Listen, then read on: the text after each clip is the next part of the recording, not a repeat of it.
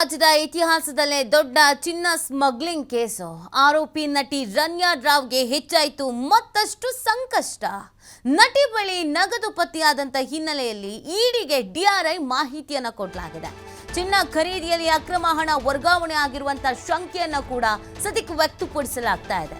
ಹೀಗಾಗಿ ನಟಿಗೆ ಇದೀಗ ಇಡಿ ತನಿಖೆಯ ಬಿಸಿ ಕೂಡ ಎದುರಾಗುವಂತ ಸಾಧ್ಯತೆ ದಟ್ಟವಾಗಿದೆ. ಇದರ ನಡುವೆ ಜಾಮೀನಿಗೆ ಕೋರ್ಟ್ ಮೊರೆ ಹೋದಂತ ನಟಿ ರನ್ಯಾ. ಇಂದು ನಟಿ ರನ್ಯಾ ರಾವ್ ಜಾಮೀನು ಅರ್ಜಿ ವಿಚಾರಣೆ ಇದೆ. ಆರ್ಥಿಕ ಅಪರಾಧಗಳ ವಿಶೇಷ ಕೋರ್ಟ್ನಲ್ಲಿ ವಿಚಾರಣೆಯನ್ನ ನಡೆಸಲಾಗುತ್ತೆ. ಪರಪ್ಪನ ಅಗ್ರಹಾರ ಜೈಲಿನಲ್ಲಿರುವಂತ ರನ್ಯಾ ರಾವ್ಗೆ ಜಾಮೀನು ಸಿಗುತ್ತೋ ಸಿಗಲ್ವೋ ಅನ್ನೋದು ಕೂಡ ಪ್ರಶ್ನೆ. ಮಧ್ಯಾಹ್ನ ನಿರ್ಧಾರ ಆಗಲಿದೆ ರನ್ಯಾ ರಾವ್ ಜಾಮೀನು ಭವಿಷ್ಯ. ಸೊ ನೋಡಿ, ಸಾಕಷ್ಟು ಹಣ ಪತ್ತೆ ಆಗಿತ್ತು ಈ ಕೇಸ್ನಲ್ಲಿ.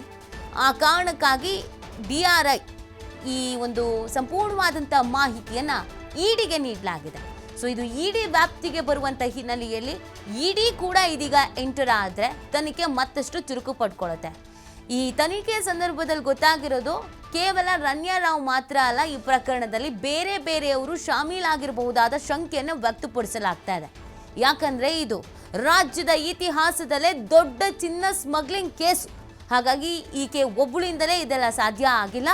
ಮತ್ತು ಕೇವಲ ಇದು ಚಿನ್ನ ಸ್ಮಗ್ಲಿಂಗ್ ಮಾತ್ರ ಅಲ್ಲದೇನೆ ಇದರಲ್ಲಿ ನಗದು ಕೂಡ ಪತ್ತೆ ಆಗಿರುವಂತಹ ಹಿನ್ನೆಲೆಯಲ್ಲಿ ಹಣ ವರ್ಗಾವಣೆಯೂ ಆಗಿರುವಂತಹ ಶಂಕೆ, ಅಕ್ರಮ ಹಣ ವರ್ಗಾವಣೆ ಆಗಿರುವಂತಹ ಶಂಕೆ ಮತ್ತು ಇದರಲ್ಲಿ ಇನ್ನಷ್ಟು ಜನರ ಇನ್ವಾಲ್ವ್ಮೆಂಟ್ ಇರುವಂತಹ ಶಂಕೆ ಕೂಡ ಇರುವಂತಹ ಹಿನ್ನೆಲೆಯಲ್ಲಿ ಈ ಪ್ರಕರಣ ಏನಾದರೂ ಇಡಿಗೆ ಕನ್ಫರ್ಮ್ ಆಗಿ ಹೋಯಿತು, ಅಧಿಕೃತವಾಗಿ ಹೋಯಿತು ಅಂತ ಅಂದರೆ ಮತ್ತಷ್ಟು ಸಮಸ್ಯೆ ಎದುರಾಗುವಂಥ ಸಾಧ್ಯತೆ ಇದೆ.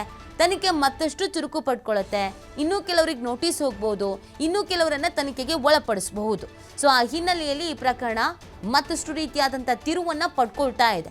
ನಟಿ ರನ್ಯಾ ರಾವ್ ಮಾತ್ರ ಈ ಪ್ರಕರಣದಲ್ಲಿ ಇಲ್ಲ, ಇನ್ನೂ ಅನೇಕರು ಇರಬಹುದು, ಶಾಮೀಲಾಗಿರಬಹುದು ಅನ್ನುವಂಥ ನಿಟ್ಟಿನಲ್ಲೂ ಕೂಡ ಇದೀಗ ತನಿಖೆಯನ್ನು ನಡೆಸಲಾಗ್ತಾ ಇದೆ. ಸೊ ಇಡಿ ಏನಾದರೂ ಎಂಟರ್ ಆಯಿತು ಅಂತಂದರೆ ತನಿಖೆಯ ದಿಕ್ಕು ಬದಲಾಗುತ್ತೆ ಮತ್ತು ಹಲವು ಆ್ಯಂಗಲ್ಗಳಲ್ಲಿ ತನಿಖೆ ಕೂಡ ಆಗುತ್ತೆ.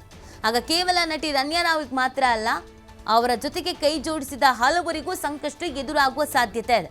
ಅವ್ರ ಜೊತೆಗೆ ಯಾರು ಕೈ ಜೋಡಿಸಿರ್ಬೋದು? ಅವರು ಸೆಲೆಬ್ರಿಟಿಗಳ ಅಥವಾ ಬೇರೆ ಇನ್ನೇನಾದರೂ ಲಿಂಕ್ ಇದೆಯಾ? ಇಷ್ಟು ಸಲೀಸಾಗಿ, ಇಷ್ಟು ಧೈರ್ಯವಾಗಿ, ಇಷ್ಟು ದೊಡ್ಡ ಮೊತ್ತದ ಸ್ಮಗ್ಲಿಂಗ್ ಆಗುತ್ತೆ ಅಂತಂದರೆ ಹೇಗೆ? ಯಾರು ಒಬ್ಬ ಜವಾಬ್ದಾರಿಯುತ ಸ್ಥಾನದಲ್ಲಿ ಇರೋರು ಅಥವಾ ಯಾರಾದರೂ ಇದರಲ್ಲಿ ಇನ್ವಾಲ್ವ್ ಆಗಿರಬಹುದಲ್ವಾ ಅನ್ನೋ ಅನುಮಾನ ಕೂಡ ಇದೆ.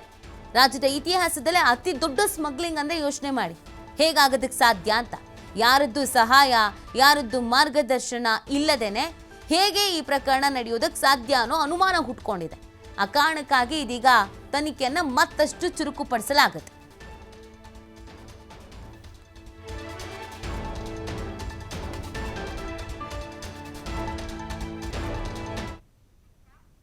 ಈವರೆಗಿನ ಪ್ರಮುಖ ಸುದ್ದಿ ನೋಡ್ತಾರೆ TV5, ಇದು ವಾಸ್ತವದ ಪ್ರತಿರೂಪ.